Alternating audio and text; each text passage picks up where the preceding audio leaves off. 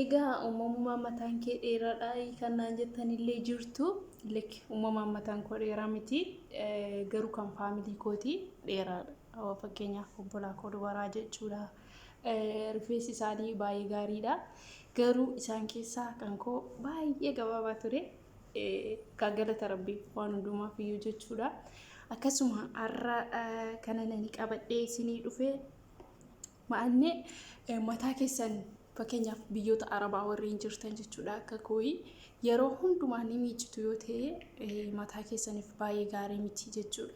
Maaliif bishaan biyya kanaa soogidda qaba jechuudha. Soogiddi kun immoo asiididha waan ta'eef rifeensa keenyaaf gaarii miti jechuudha. Kanaaf yeroo hundumaa miicaalleetti baay'isuun gaarii miti jechuudha. Akkasuma shaampuun illee filatamaadha jechuudha mataa keessaniif kan isin fayyadamtan jechuudha. Fakkeenya namoonni baay'een abukaadoo, inqulaalii faana, talbaa wantoota garaagaraa jedhu. Wantoota kana akkasitti hin deeggaru sababiin isaayyuu wanti nani fayyadamne hin jiru jechuudha. Waa baay'ee fayyadame dhugaa dubbachuuf hin kolfittoota isinii tarreessee jechuudha. Yeroon itti dadhabe sanatti mataan koo waan akka wanni naa jijjiirame hin qabu jechuudha.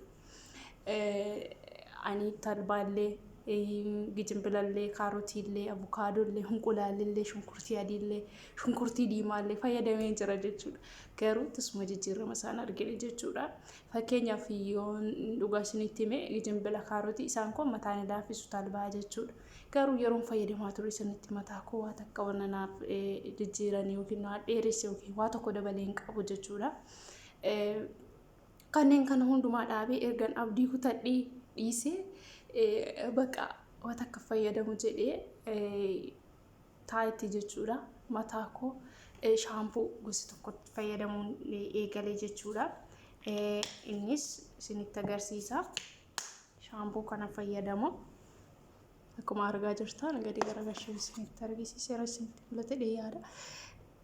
Saan iskiilan jedhu kana jechuudha shaampuu koondishinerii isaatii.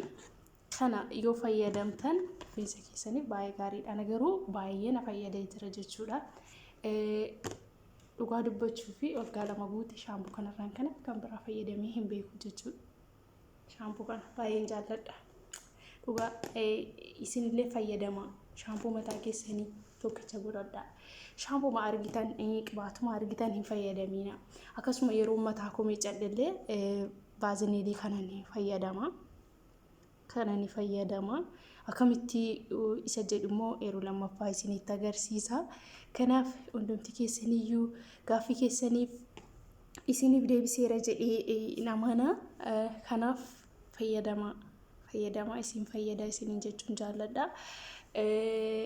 Kanaaf iyyuu dubartoonni immoo mataa keessa yoo kunuunsitanii isiniif illee simboodha itti gammaddu ni bareeddu.